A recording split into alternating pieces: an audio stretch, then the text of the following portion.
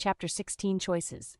The stallion said and walked to the field with Az by his side, meeting up with some other boys that looked around the same age as Az. I was trying to wipe the rain away from my eye. I looked to my hands and realized they were wet. Where was this water coming from? Something's wrong with me. Am I dying? I stood froze, staring at my hands, my cheeks wet. Colt rubbed his thumb on my cheek. Silly filly, it's just tears. The whole herd was laughing toward me. Colt looked at them. Like any of you knew back in your day, at this point you all are laughing at yourselves. They all instantly became quiet, slowly walking off to do whatever they did during the day. Colt looked at me. Look, you're new here. It's just how it's going to be for a little. Lavender wants to see you. She can explain tears to you and other questions I'm sure fillies have. But shh, he put his hand on my mouth. Now listen, if you want this to work, don't ever say that name again, not once. From now on, he is just a foal, no name for now. Got it? I promise you he is fine. He's just going to be taught the way around here for foals. I shook my head. Yes, and he let go of my mouth. My father is a strong stallion. Not one bronco will take him on alone, but it won't always be that way, and we need to buy your brother time to be forgotten. He whispered very, very low in my ear. Now come on. He took out his metal stick and blew into it to the same sound as before. Sure enough, his horse came up carefully through the herd's people. Again, he jumped upon the horse's back. Holding his hand down, he helped me climb on by pulling me up. I think that's the first thing I'll tell Lavender to teach you. You're not going to be this light for long, he laughed. His horse just walked as I held to his back. How did Colt stay on this animal? It's nearly impossible. For me, its body was so slick, I slid back and forth with every step it took. Was Lavender at the meeting? I didn't see her. No, she's the stallion's daughter. She doesn't like the attention. So that would make her your sister. Yes, I want you two to be friends. She doesn't have any. Don't you tell her I told you. Okay.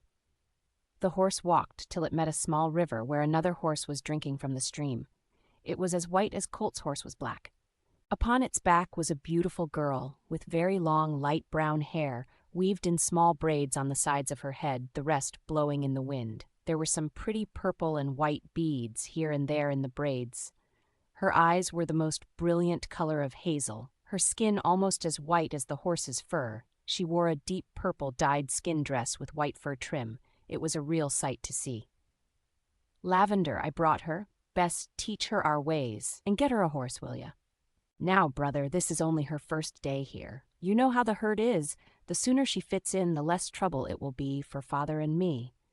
All right, I will do what I can, but you know the selection can't be rushed. Colt helped me slide down, then rubbed his horse's neck. Yeah. And he and his horse ran far off quickly. You must forgive my brother. He has trouble handling his emotions. Now then, do you have any questions? I'm sure you do by now.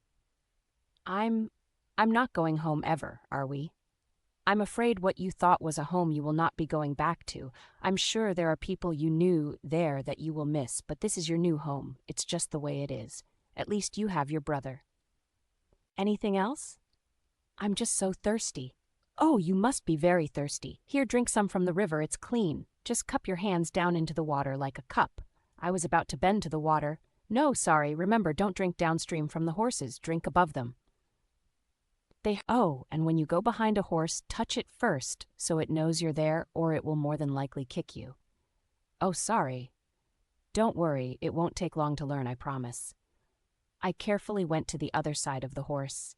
I put out my hand about to touch his rounded backside as it swished its tail and stomped its back leg. It's okay, go ahead, touch him. From my paws, I tried again, and the horse made an odd putter sound I can describe. Okay, now go around to the water. So I did. Bending down, I put my hands in the water. It was so clear, I filled my hands full of the cold liquid and took a drink. I coughed and spit. Ugh, that is not water.